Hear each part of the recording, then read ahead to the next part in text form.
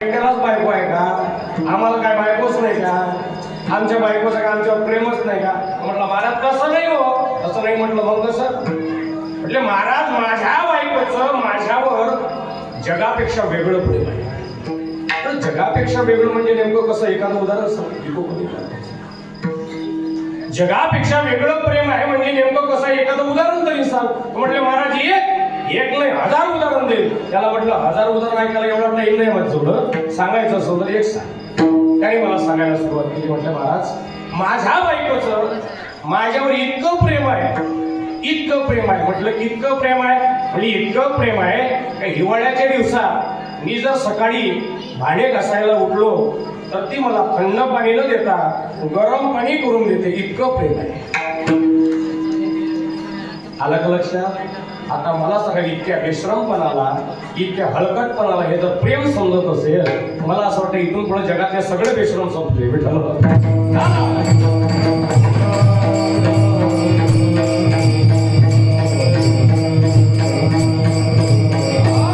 याला काय प्रेम म्हटलं जाईल का? मला याला प्रेम म्हणता येणार नाही. प्रेम खऱ्या अर्थाने या गोपिकांनी भगवान श्रीकृष्ण परमात्म्यावर किती प्रेम केलं महाराज. किती बोलल्यामध्ये या गवळणी भगवान श्रीकृष्ण परमात्म्यावर प्रेम करत असताना गोकुळामध्ये राहत असताना गोकुळामध्ये 3 प्रकारच्या गवळणी आहेत. कुणी सुना, कुणी लेकी, कुणी एकी स्वतंत्र. 3 प्रकारच्या गवळणी आहे. सुना पूर्णपणे पारतंत्र्यात आहे, सासवा पूर्णपणे स्वातंत्र्यात आहे आणि मुली मात्र अर्ध्या स्वातंत्र्यात आहे आणि अर्ध्या पारतंत्र्यात आहे. गोकुळाचं सांगतो मी. गोकुळाचं आताही तसंच आहे की नाही. सासवा पूर्णपणे स्वातंत्र्यात आहे. सासूला कुठं विचारावं लागत नाही. मी येतो परत जाऊन काही गरज नाही. मी जाऊ का विचारायची गरज नाही. स्वातंत्र्य आहे. सुना विचारल्याशिवाय कुठं जाता येत नाही. आजही पारतंत्र्यात आहे. आणि लेकी मात्र अर्ध्या स्वातंत्र्यात आहे. म्हणजे उदाहरणार्थ लेक जर माहेरी गेली आणि मैत्रिणी कळव तिला जर जायचं झालं, आईला जर विचारलं मी जाऊ का, आईनं नाही जरी म्हटलं तरी गेल्याशिवाय राहत नाही. अर्थात लेकी अर्ध्या स्वातंत्र्यात आहे आणि अर्ध्या पारतंत्र्यात आहे.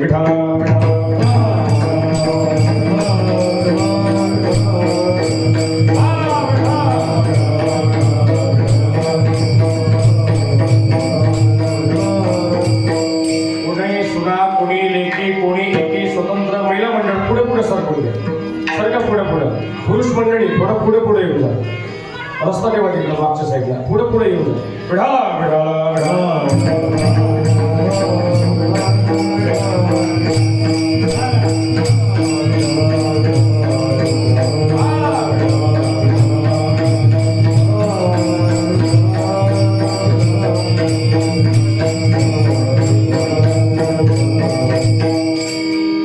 गोकुळामध्ये ज्या वेळेला त्या गवळणी राहत आहे त्यावेळेला भगवान श्रीकृष्ण परमात्म्यावर खूप प्रेम करायचे. नवे नवे भगवान श्रीकृष्ण परमात्मा ज्या वेळेला बासरी वाजवायचा त्यावेळेला त्या बासरीचा आवाज त्या गवळणीच्या कानावर आला रे आला की गवळणी हातातलं काम टाकून द्यायच्या आणि भगवान श्रीकृष्ण परमात्म्याला भेटण्याकरता यमुनेच्या तीरावर जायच्या. हातातले किती जरी काम असले तरी टाकून द्यायच्या आणि भगवान श्रीकृष्ण परमात्मा म्हणायचे एवढ्या रात्री तुम्ही इथे कशा काय आल्या? त्यावेळेला एक गवळण सांगायला लागली, अरे कन्हैया तुला माहित नाही का? आणि एकदा का तुझ्या बासरीचा आवाज आमच्या कानावर आला रे आला की आमचं कशामध्येही लक्ष लागत नाही. ती गवळण सांगते तुझ्या मुरळीची ध्वनी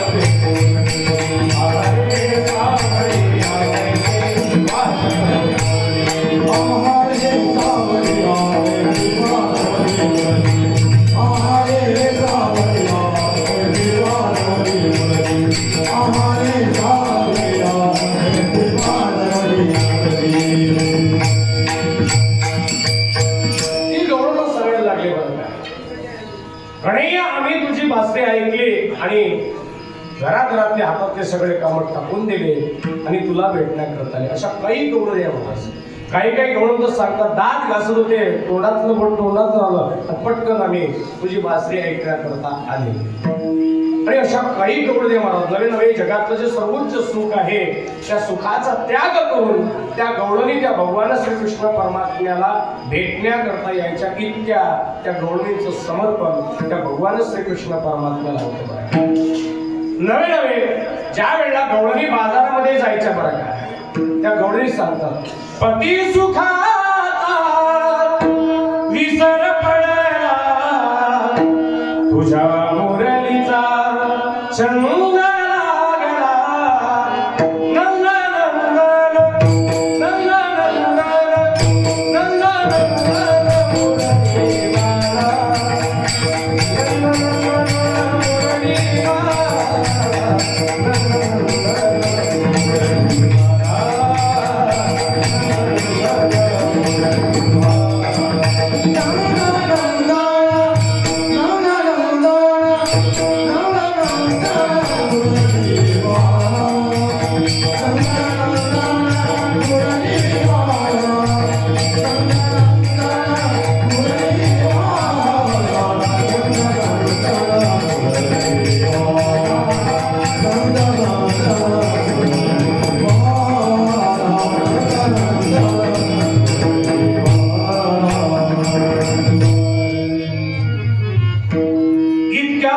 स्वतःला भुलल्या होत्या नवे नवे. त्याच गवळणी ज्या वेळेला शृंगार करायचा, शृंगार संसाराचा तर विसर पडलाच पडला, पण स्वतःच्या देहाचा सुद्धा विसर त्यांना पडलेला आहे. इतक्या भगवंतावर प्रेम करत असताना त्या गवळणी स्वतःला भुलले आहे.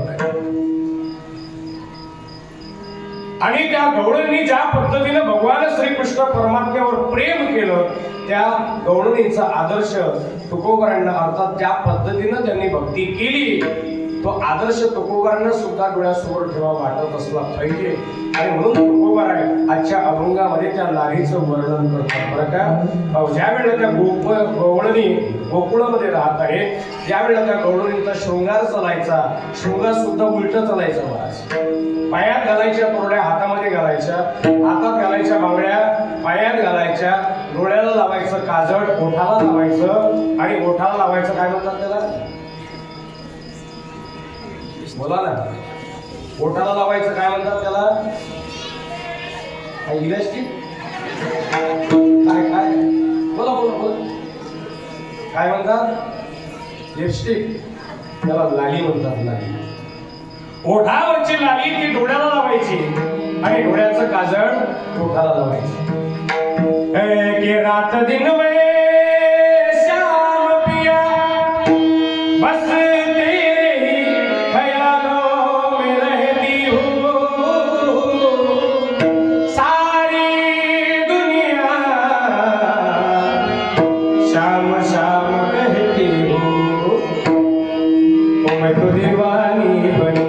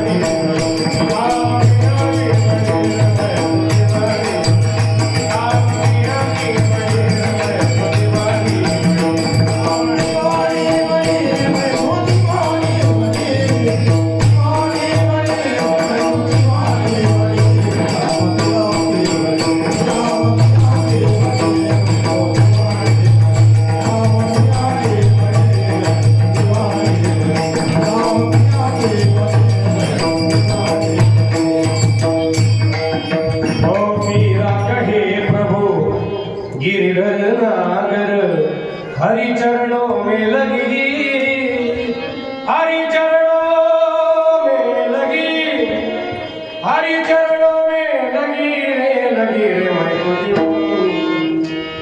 इतकं प्रेम महाराज त्या गोपिकांनी केलेलं आहे. नवे त्या गोपिका ज्या वेळेला बाजारामध्ये जायच्या त्यावेळेला दही घ्या, दूध घ्या, लोणी घ्या असं न म्हणता मग काय म्हणायच्या त्याच वर्णन महाराज अभंगाच्या प्रथम चरणात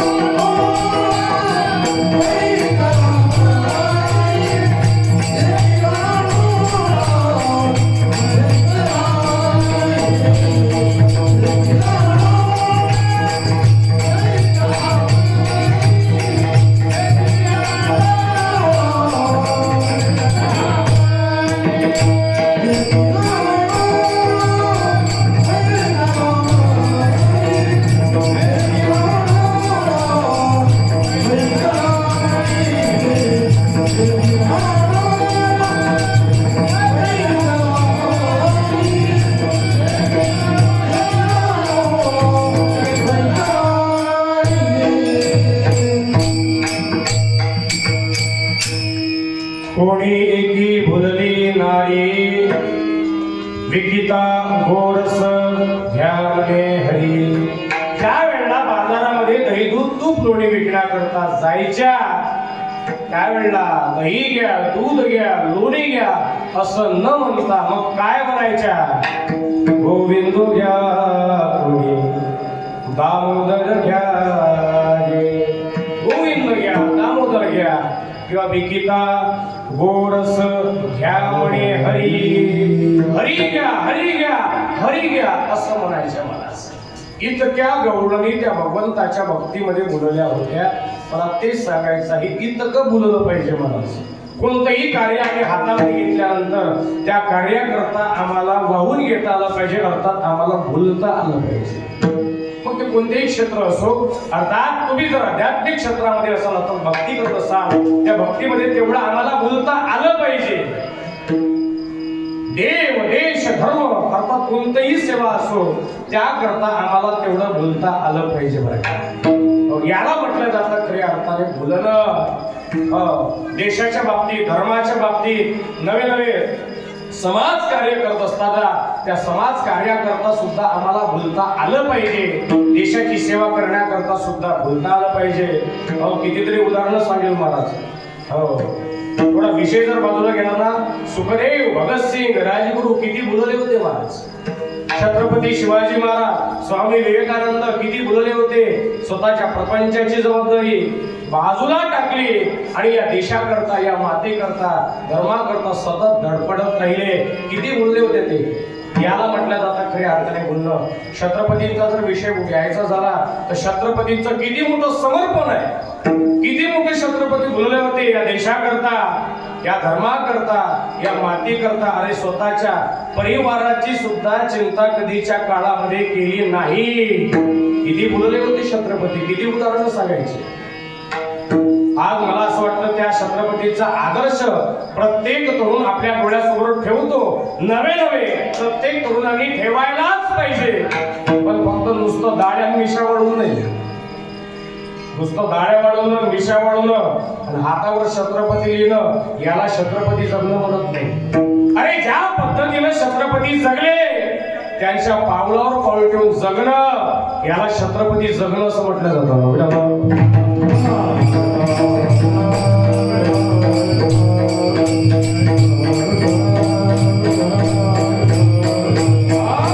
हा राजा 50 वर्ष जगला, पण जगत असताना कसा जगला आजच्या तरुणांनी डोळ्यासमोर ठेवायला पाहिजे. 50 वर्ष जगला राजा, पण कसा जगला आहे का? अरे वयाच्या 15व्या वर्षी हातात तलवार घेणारा, वयाच्या 27व्या वर्षी अफजल खानाचा समाचार घेणारा, वयाच्या 32व्या वर्षी औरंगजेबाचा समाचार घेण्याकरता आग्र्याला जाणारा आणि 35 वर्ष रणांगणामध्ये हातात तलवार घेऊन या मातीकरता, या देशाकरता, या धर्माकरता लढणारा एकमेव शूरवीर आणि राजा जर कोण असेल तर ते छत्रपती शिवाजी महाराज. छत्रपती शिवाजी महाराज या नावामध्ये खूप मोठी ताकद आहे. आपण सहज बोलून जातो छत्रपती शिवाजी महाराज की जय. नावात ताकद किती मोठी आहे महाराज, सहज बोलतो आपण. काय अर्थ आहे छत्रपती शिवाजी महाराजांच्या नावामध्ये? आणि छ म्हणजे 36 हत्तींचं बळ अंगात असणारा, त्र म्हणजे त्रस्त मोगलांना करणारा, प म्हणजे परत माघारी न फिरणारा, आणि ती म्हणजे तिन्ही लोकात जाणणारा, शी म्हणजे शिस्तप्रिय, वा म्हणजे वाणीचे तेज, जी म्हणजे जिजाऊंचे पुत्र, म म्हणजे महाराष्ट्राची शान, हा म्हणजे हार न मानणारे, रा म्हणजे राज्याचे हितचिंतक, आणि ज म्हणजे जनतेचा राजा, तेच छत्रपती शिवाजी महाराज.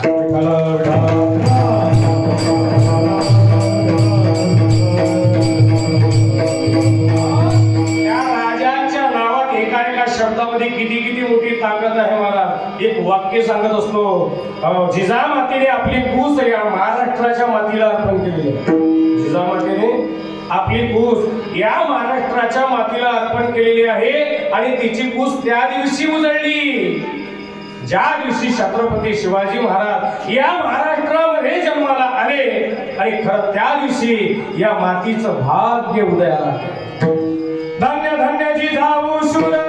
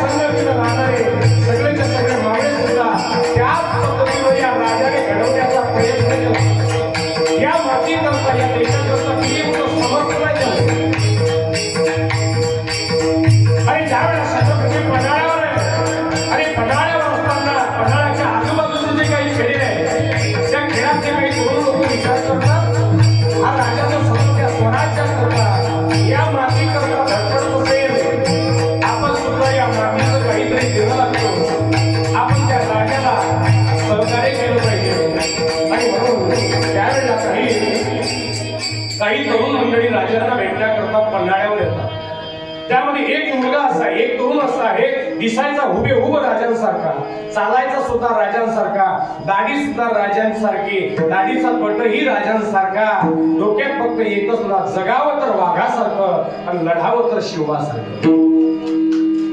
त्याचं नाव होतं महाराज शिवकाशी. शिवकाशी सुद्धा राजांच्या त्या राज्यामध्ये सामील झाला आणि अवघ्या काही दिवसानंतर पन्हाळ्याला वेढा पडला सिद्धी जोहारचा आणि त्या वेढ्यामध्ये राजे अडकल्या गेले आणि राजांना सर्वात पहिल्यांदा जर त्यावेळेला आठवण जर कोणाची झाली असेल, सगळ्यात पहिल्यांदा आठवण झाली ते म्हणजे आपल्यासारखा हुबेहूब दिसणारा शिवा. लगेच शिवाला निरोप पाठवला. राजाने बोलावलेला असा निरोप ज्या वेळेला शिवाच्या जवळ गेला, शिवा धावत आला. शिवाला आनंद झालेला आहे. आल्यानंतर राजाच्या समोर उभा आहे, झुकून राजांना मुजरा केला आणि राजांना म्हणतो, राजे आपण मला बोलावलं? हो शिवा, मीच तुला बोलावलाय. राजे काय आज्ञा आहे सांगा. आणि त्यावेळेला राजे म्हणतात, शिवा आम्ही असं ऐकून आहे की तू हुबेहूब आमच्यासारखा दिसतोस, पण आज प्रत्यक्षात बघायचं आहे. प्रत्यक्षात बघायचं असं म्हटल्याबरोबर शिवाला इतका आनंद झाला. शिवा एका खोलीत गेला, राजांचा वेश अंगामध्ये धारण केला, डोक्यावर मुकुट चढवला, कमरेला तलवार पोचली, राजांच्या समोर येऊन उभा राहिला, मिशीला ताव मारला आणि म्हणतो, राजे कसा दिसतो? राजाने त्याच्याकडे पाहिलं, नीट सारखा पाहत राहिले. अरे आश्चर्याचा धक्का राजांना बसला. राजे म्हणतात, अरे मी फक्त आजपर्यंत ऐकून होतो की फक्त हुबेहूब तू आमच्यासारखा दिसतो. अरे प्रत्यक्षात स्वतःला आरशात बघितल्याचा भास आम्हाला होतोय. आणि त्यावेळेला शिवा म्हणतो, राजे याचा अर्थ आता तो सिद्धी सुद्धा मला ओळखायचा नाही असंच ना? राजे विचार करतात, तुला कसं काय कळलं की आमचा वेश घेऊन आम्ही तुला सिद्धीकडे पाठवणार आहे? त्यावेळेला तो शिवा म्हणतो, राजे अहो राजे एवढे दिवस झाले राजे तुमच्या संगतीनं राहतो. अहो राजे तुमच्या काळजाचे ठोके काय सांगता हे सुद्धा आम्हाला कळतंय. राजे राजे द्या मला वेळा. राजे मी जातो त्या सिद्धीला लढण्याकरता. राजे द्या मला वेळा. आणि त्यावेळेला राजे खाल दिशे आपल्या जागेवर उभे होता, कळकळून मिठी त्या शिवाला मारता आणि त्याच वेळेला राजांच्या डोळ्यातील एक अश्रूचा थेंब त्या शिवाच्या पाठीवर पडतो. मला असं वाटतं आजपर्यंत ही अशी शाबासकीची थाप कुणाच्याही पाठीवर पडली नसेल, पण ते भाग्य मात्र शिवाच्या नशिबी आलं. राजे द्या मला वेळा, मी जातो त्या सिद्धीला लढण्याकरता. आणि त्याच वेळेला इकडं सिद्धीला निरोप पाठवला गेलेला आहे, आम्ही तह करण्याकरता तयार आहे. आणि त्याच वेळेला सिद्धीला आनंद झाला, वेडा थोडा ढिला पडला. आणि त्यावेळेला सिद्धी बोलतो, अब आही गया दख्खन का चूहा शिकंजे में, अल्लाह ताला की मेहरबानी अब हम उसे दिखाएंगे. आणि त्यावेळेला थोडा वेळा ढिला पडला. त्याच संधीचा फायदा राजांनी घ्यायचा ठरवलेला आहे. राजांनी बाजीप्रभूंना सोबत घेतलं आणि त्याच रात्री विशालगडाच्या दिशेने पलायन केलेलं आहे. आणि इकडे सिद्धीला भेटण्याकरता निघाला कोण? शिवा पालखीमध्ये बसलेला आहे.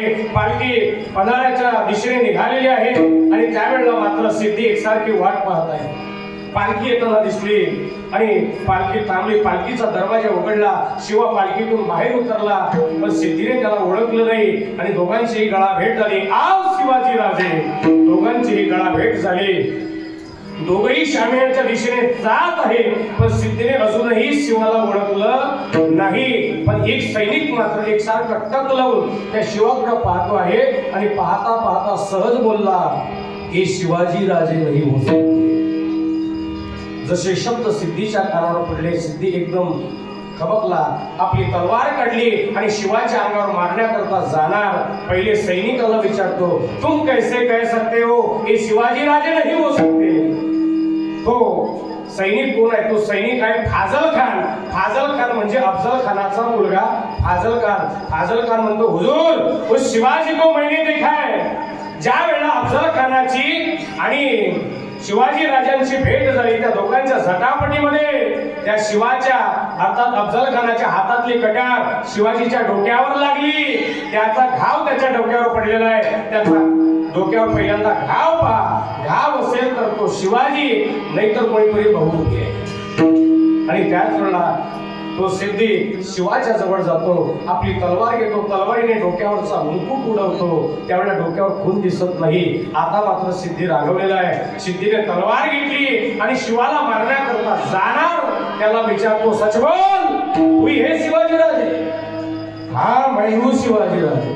सच बोल, तू हे शिवाजीराजे? अरे एक वेळा नाही, 10 वेळा जरी विचारलं तरी एकच सांगेल, मीच आहे शिवाजीराजे. आता मात्र सिद्धी संतापलेला आहे आणि म्हणतो, आखरी बार पूछता हूं, सच बोल, तू हे शिवाजीराजे? आता मात्र शिवा संतापलेला आहे, डोळे रागाने लाल झालेला आहे आणि संतापलेला शिवा म्हणतो, अरे जन्माला जरी शिवा काशी म्हणून आलो असलो तरी मरणार मात्र शिवाजी महाराज म्हणून आहे. हे भाग्य काय कमी आहे का? आणि त्याच वेळेला मला सिद्धीची तलवार वर आकाशात गेली आणि सर्पदिशी शिवाच्या गळ्यावर चालली. शीर आणि धड दोन्हीही वेगवेगळं झालं. शिवा या माती करता, या देशाकरता, या धर्माकरता मेला महाराज. मला कधी कधी नवल वाटतं, राजांनी यांच्या उरामध्ये असं काय फिरलं होतं हो की राजा करता, या धर्माकरता, मरण्याकरता सुद्धा तयार होते. त्याला कारण एकच होतं, त्यांच्या डोक्यात फक्त एकच होतं, जगावं तर या माती करता, जगावं तर या धर्मा करता, जगावं तर या माती करता. बरं, आईच्या गर्भात उमगली झुंजाराची रीत, ओ तलवारीसी लगीन लागल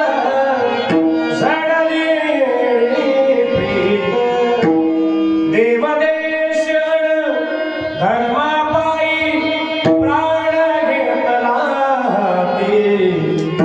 शुरामी सरदारावा काय कोणाची शुरामी सरदारावा काय कोणाची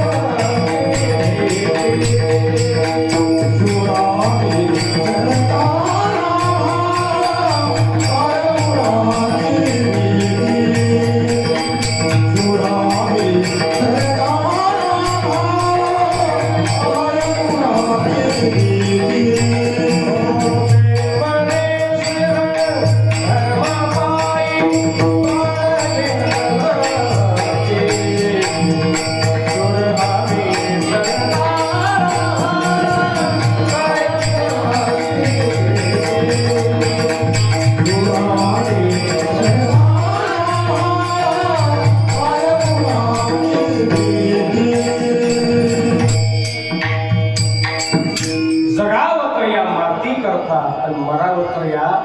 माती करता, त्याला म्हटलं जातं समर्पण. महाराज किती मोठं समर्पण आहे, किती मोठा त्याग जीवनामध्ये आहे.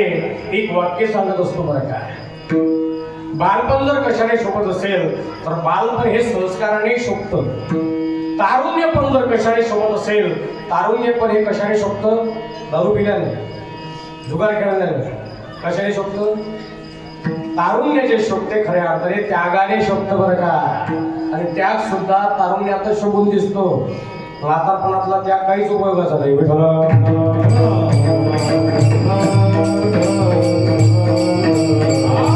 बालपण हे संस्काराने शोभतं, तारुण्यपण हे त्यागाने शोभतं आणि म्हातारपण हे भजनाने शोभतं बरं का.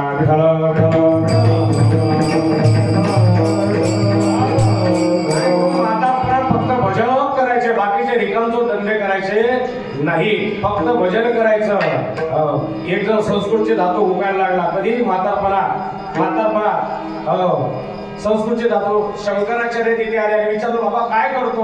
म्हटलं मी संस्कृतचे धातू बघतोय, मला विद्वान म्हणायचं. म्हटलं या वयात गौऱ्या तर केल्या, आता कुठं, आता काही करू नका, फक्त एकच करा, भज गोविंदम भज गोविंदम गोविंदम भज गोविंदम. फक्त भजन करा, बाकी काही करू नका, बाकीच्या फसकडीत पडू नका.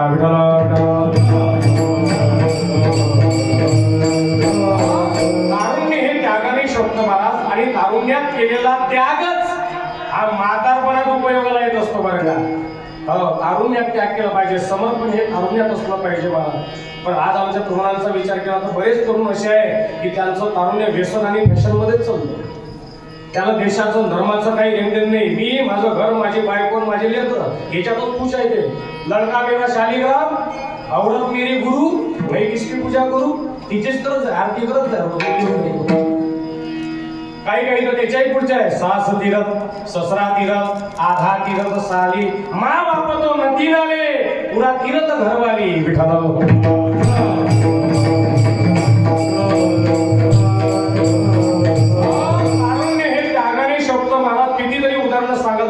सांगायचे झाले तर बोलणं कशाला म्हटलं जातं. या देशाकरता या देशाची सेवा करण्याकरता आमचा तरुण किती बोललेला आहे हो.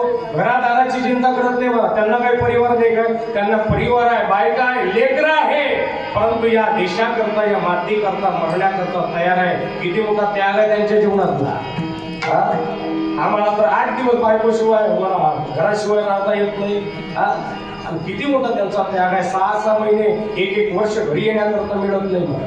किती मोठा त्याग आहे. एक वाक्याने बोलून जाईल. पटलं वाक्य तर टाळी वाजवा, नाही तर वाजू नका. सुखदेव, भगतसिंग आणि राजगुरू त्यावेळेला जर फासावर गेले असते ना, आज सुद्धा या भारत देशाला स्वातंत्र्य मिळू शकत असतं.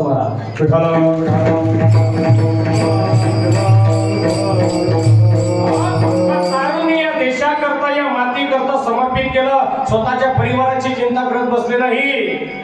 अख्खं तारुण्य भगतसिंगाच्या जीवनातलं उदाहरण. ज्यावेळेला भगतसिंग लहान आहे त्यावेळेला इंग्रजांच्या बंदुकीमध्ये जेवढ्या काही गोळ्या आहेत त्या सगळ्याच्या सगळ्या गोळ्या आमच्या भारतीयांच्या अंगावर झाडणं चालू आहे. जालियनवाला बाग या ठिकाणी घडलेला प्रसंग आहे. हा इतिहास आहे आपल्या देशाचा. इतिहास कधीतरी वाचला पाहिजे आम्ही. इतिहास फक्त इतिहासाला जमा करू नका, त्याला कुठंतरी वर काढलं पाहिजे. आणि त्यावेळेला इंग्रजांच्या बंदुकीमध्ये जेवढे काही गोळ्या त्या सगळ्याच्या सगळ्या गोळ्या भारतीयाच्या अंगावर झाडणं चालू आहे. भारतीयाच्या रक्ताने सगळीच्या सगळी भूमी लाल झाली आहे. आणि तोपर्यंत त्या बंदुकी थांबल्या नाही जोपर्यंत बंदुकीतल्या गोळ्या संपल्या नाही. आणि त्यावेळेला भगतसिंगांचं वय फक्त 9 वर्षाचं. 9 वर्षाचा भगतसिंग ज्यावेळेला हा सगळा प्रसंग डोळ्यांनी पाहतो त्यावेळेला भगतसिंगांचे डोळे रागाने लाल झाले.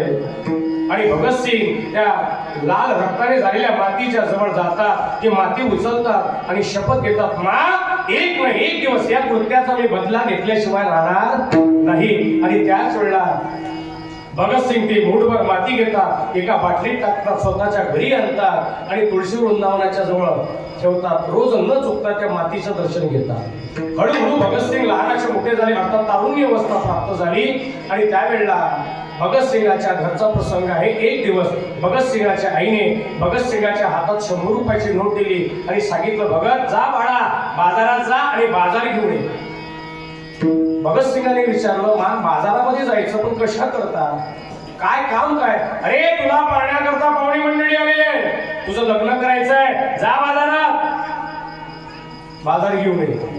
भगतसिंग रस्त्याने जातात, त्या 100 रुपयाच्या नोटेकडे पाहतात आणि भगतसिंग विचार करतात, आज जर या 100 रुपयाच्या नोटेचा मी जर आज बाजार आणला तर मी दिसण्याकरता सुंदर आहे, मी घरचा श्रीमंत आहे, करोडपती होते भगतसिंग घरचे,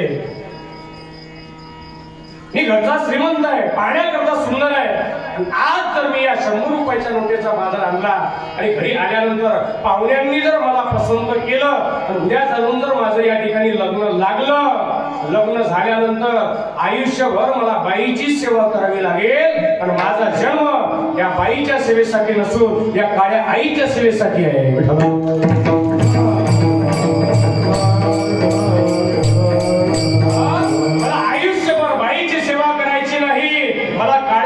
सेवा करायची आहे.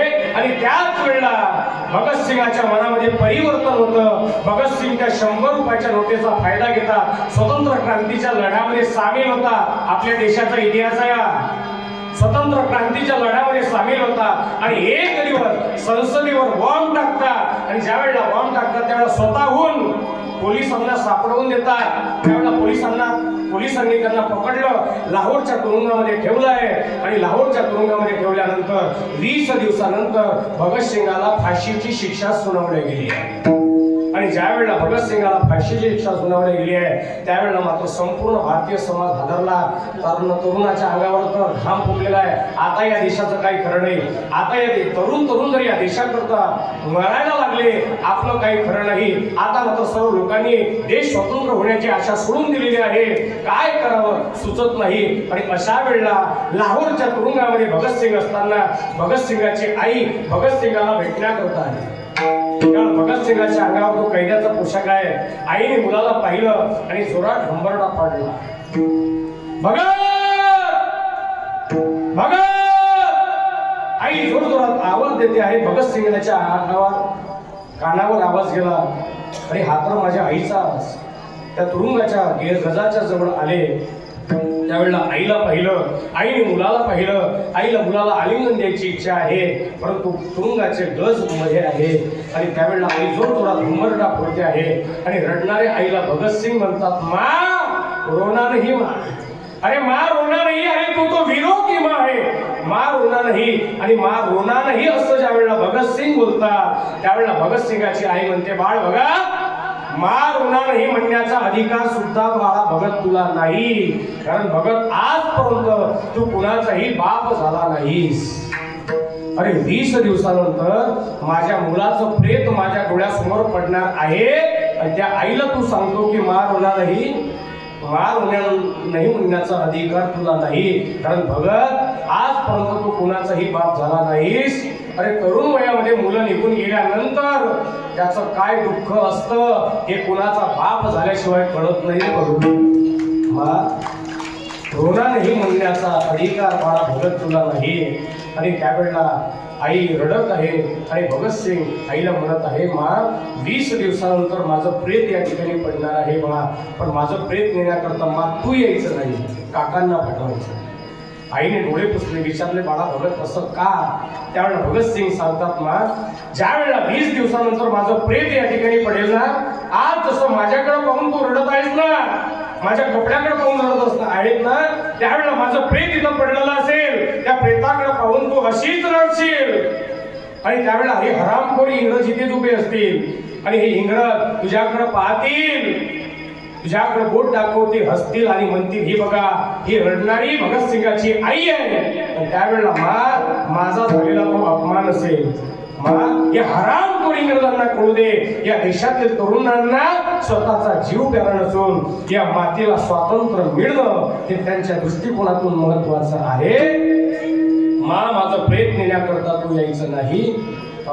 20 दिवसानंतर भगतसिंगाला फाशी होते महाराज. भगतसिंग, राजगुरू आणि सुखदेव तिघही फासावर चढतात. या देशाकरता, या मातीकरता, या धर्माकरता फासावर जातात. मला एकच सांगायचं आहे, भगतसिंग ज्या दिवशी फासावर जातात त्या दिवशी भगतसिंगांचं वय किती होतं बोला. ज्या दिवशी भगतसिंग फासावर जातात या देशाकरता, त्या दिवशी भगतसिंगांचं वय किती होतं?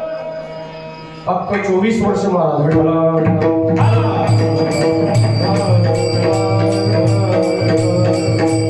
किती मोठं समर्पण आहे, किती मोठा त्याग आहे महाराज. याला म्हटलं जातं खऱ्या अर्थाने भुललं बरं का. इतकं कार्याकरता आम्ही भुललं आणि म्हणून मला कौतुक करावं वाटतं आमच्या देशातील अर्थात आमच्या गावातील हे जे तरुण आहेत ना, या कार्याकरता भुलले. 1 महिन्यापासून मला त्या कार्याकरता इतकं समर्पण त्यांचं आहे की पांढऱ्या मंदिराचं काळं मंदिर करून टाकलं.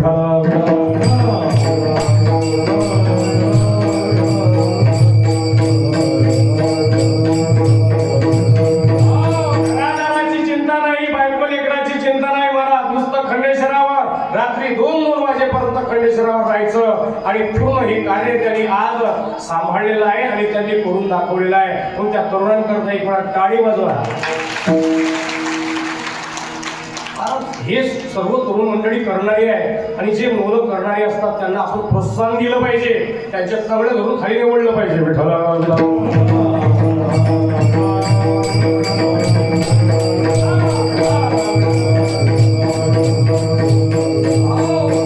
इतकं समर्पण असलं पाहिजे या कार्याकरता, या धर्माकरता, या देशाकरता बरं का. तरुण या शब्दाची व्याख्या काय आहे? तरुण कुणाला म्हणतात? तरुण. तरुणाची व्याख्या काय मी सांगू का? मी सांगू, ज्याला आणावं लागतं रात्री घरी धरून अशांना म्हणतात तरुण. ही आहे का तरुणाची व्याख्या?